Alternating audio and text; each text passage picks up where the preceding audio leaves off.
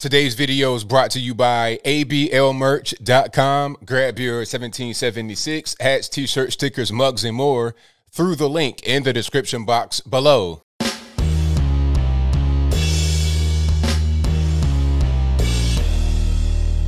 How's everybody doing? My name is Anthony Brian Logan, and today I bring you an update on the Ma'Khia Bryant story out there in Columbus, Ohio. A quick recap before we get into the update.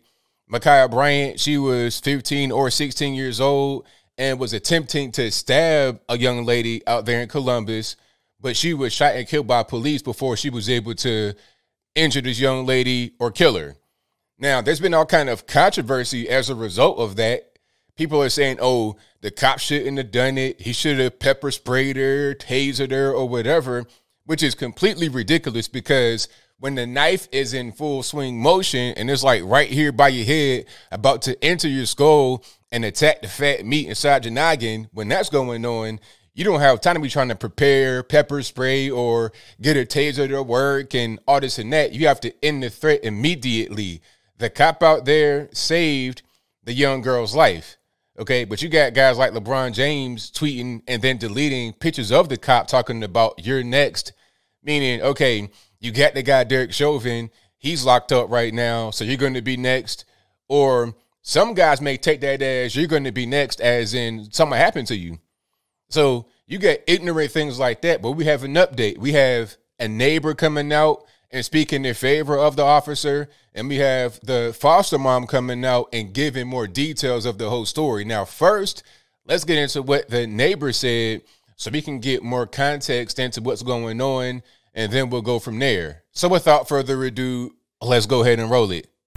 All right, now here's the interview with Harris Faulkner on Fox News exclusively, who, by the way, is the best anchor on Fox News beyond Tucker Carlson. Let's go ahead and get into it. There might have been an altercation or some words that were spoken right before this. Do you know anything about that? Did you see or hear anything before this? Because that's the part of the story that we don't have fully. Well, so me and my wife were coming home from having a late lunch, and there was a young lady in pink and then another young lady out front exchanging words. We didn't think too much about it, but they were very, very loud. You could tell they were upset about something. Didn't take note of what they were arguing about. Now, let's pause right there. Now, I do have word from, not directly, obviously, but I was able to read some words from the foster mother. She said that the girls came to the house because it was her birthday, meaning the foster mother's birthday. So they came there for that reason. Now, when the girls got there, I think they may have addressed Ma'Khia saying, hey, you need to clean the, make your bed and clean the house up because mom, the foster mom does not like when the house is dirty. So that right there sparked this whole situation over an unmade bed and just an unkempt house. That's really what it was. And by the way, Ma'Khia had been living there for like 2 months, so not a very long time. I think some of the other girls had been there for longer, or they used to live there for longer. But contrary to rumors, the girls were not there to jump Ma'Khia. That's not what was going on. So I had no idea. We went inside our house, then went out to the backyard to play with our dog. I realized I forgot something out in the car and ran out to the car and grabbed it. And as I did that, one of the girls locked another girl out of the house, and then they said something about, how dare you lock me out of my mama's house? This is my house too. And I just kind of thought, this is going to die down. They'll unlock the door, they'll figure it out, and it'll be done and over with. And let's pause right here. Notice how quickly all this happens. The cop pulls up, and in between him being like right here when he's asking what's going on, and then where the gunshots happen, you're talking about 5 seconds, very, very quick. Well, I went back inside, and about 5 minutes later, me and my wife decided to come inside the house, and that's when you heard the shots. My wife got down on the ground, and because there was no retaliation shots fired, I figured that was a cop out there. So I went to my laundry room and took a look outside, and that's when I saw Ma'Khia on the ground and everyone else kind of in a chaos, unfortunately, because it literally just happened. And I didn't think anything about my garage footage until after more officers arrived and taped off the scene and was trying to resuscitate her. And then I thought, oh, my gosh, I've got this on film. Let me go check my computer. So I told an officer on scene, I think I have this on film. He asked me to go check, which I did. And sure enough, I went ahead and downloaded it. So, yeah, this footage right here is the neighbor's footage he gave to the police. And it shows everything that's happening. And one thing that you were not able to hear right there because they were doing the interview over it and they were bleeping some of the stuff out was Ma'Khia said, hey, I'll stab the F out you, B. And if you want to hear that specific audio, I'll link to it in the description box below. All right, so you saw that, heard that. I mean, I think that's pretty much cut and dry, ain't it?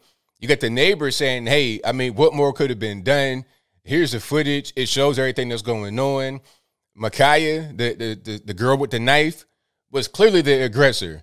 You know, it was all kind of, like I said, it was all kind of rumors floating around talking about, oh, Ma'Khia, she called the police. The girls came there to jump her, and she was trying to defend herself. It doesn't make any sense. At least the whole thing about defending herself does not make sense because when the cop pulls up, at that point, you got to stop. See, the girl in the pink had, if there was any kind of fighting going on, she wasn't fighting at that point. She's calm, she's cool, she's collected, going to the officer to tell him what's going on. She was not in, she was not fighting. She was not in that capacity in that moment. When the officer gets there, you got to stop doing whatever you're doing. Ma'Khia didn't do that. She's like, I'll stab the F out you, B. That's pretty much what it was. All right. Now, the mom, the actual birth mother of Ma'Khia, allegedly, she came out and she's saying, the shouldn't have happened. And she was a promoter of her piece, all this and that. But like I said in my previous video, why don't you have custody? What's going on here? I don't really know. I can't judge the situation. But what I can say is that, okay, she's in this foster home at 15 to 16 years old. What's really going on at home? Was she behaving like this at home? Was it too much for the mother to bear? And she gave her to the state and allow her to become a ward of the state? What's going on? I don't really know. How long has she been in foster care? Because she had been in this particular home for about 2 months. But was she at other homes? Has she been going from home to home getting kicked out? I'd like to know more. Regardless of what it is, it's clear that Ma'Khia, the girl with the knife, was the aggressor, period. Anything to the contrary is ridiculous. People like Juan Williams giving these ridiculously low IQ, small brain hot takes talking about, oh, well, the cop should have shot in the air and then rushed her with the knife. Well, I guess I would shoot the gun, not necessarily at somebody, but maybe shoot the gun and maybe, run at the person and try to disarm them. I don't know. It's like, sir, who's going to do that? Like, this is not a video game. All right, this is not a video game. You have to end the threat. If the knife is in full swing motion, you got to do what you got to do to stop that from happening. Because if the cop doesn't come there, really, there was 2 girls that had been attacked with the knife. The girl on the ground could have got killed, and then also the girl in the pink could have both been killed. And by the way, I think it was a girl in the pink that called the police because the foster mom said that the girl in the pink called her saying, hey, they're crazy over here.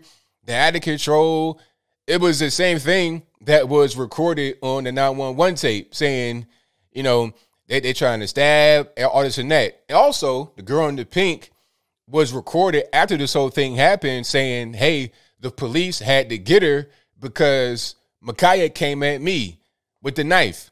She came out at you with a knife earlier? No, she just, that's what the police did. That lady on the floor? She came after me. With a knife? Yeah, so he got her. So witnesses on the ground are saying what it was. The foster mom is saying a different thing than what the rumors are talking about, saying, oh, they came there to jump her. No, they did not come there to jump her. They came there for the foster mom's birthday party, all right? That's what that was. You got witnesses, the foster mom, the almost victim in the case, the girl in the pink. They're all saying a different thing than what a lot of these low IQ, small brain, lefty weirdos, nut jobs on the internet are saying. So as I close, I want to say this. It's unfortunate that Ma'Khia Bryant died. Make sure you rest in peace. It's unfortunate when somebody dies, but there was no choice. It's like, all right, as an officer, within 5 seconds, you have a choice to make. You can allow this girl with the knife to go and just stab everybody, kill them. You can just let it play out. But if you do that, then you're negligent and you're not protecting black life. Or you can end the threat and save these girls' lives, but somebody's got to go ahead and get put down. Then somehow you are a murderer, all this and that, and the third. Let officers do their job, okay? You got good guys like this, so they get ran away if they're not allowed to do their job. People like LeBron James being very irresponsible, talking about you're next, putting the target on this man's back, all right? You got to stop. Even guys like Don Lemon on CNN are saying that the cop had no choice, all right? So we just got to stop this whole thing, trying to be Monday morning quarterback. Let these officers do their job. And my man right here, I'm going to thank him yet again. Thank you for saving that girl's life. We appreciate you, sir. And shout out to all public safety people, whether you're police, fire, military, whatever you are. Thank you for your service. Thank you for protecting life and saving life every single day. Shout out to all the unsung heroes out there. But I think I'll leave that right there for now. And what say you?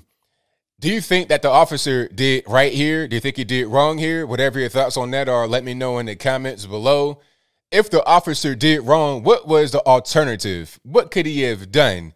Like I said, the knife is like right here. I'm talking about like it's this close to your head. A split second could be difference between the knife not striking and killing her and striking her and killing her. So in that situation, in that moment, what do you do? The officer gets there, it's 5 seconds before the gunshots happen. 5 seconds. We can look at things in slow motion and talk about it for an eternity. We could do a whole podcast on 5 seconds.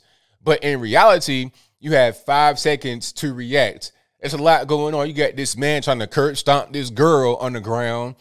You got one girl trying to get stabbed with a knife. You got everybody screaming and screeching and hollering and carrying on. And I got to add one last thing here. If those of you that don't like the police, you want to say F12 and ACAB, all this and that and the third, well, anytime somebody's got a pistol on you, a knife on you, or whatever they got on you, you handle it yourself, all right? Don't call the police. Handle it yourself.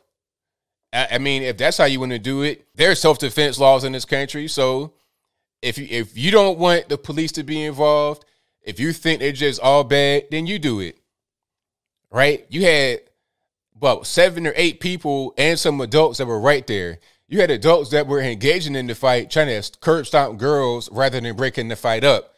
You had to call the police, the white man, to come break it up. He did a great job doing it. So if you don't want that to happen, then you do it yourself.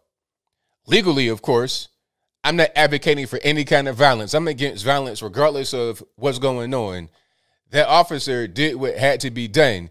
Anything to the contrary is just not living in reality, in my humble opinion at least. But whatever your thoughts are, please let me know in the comments below.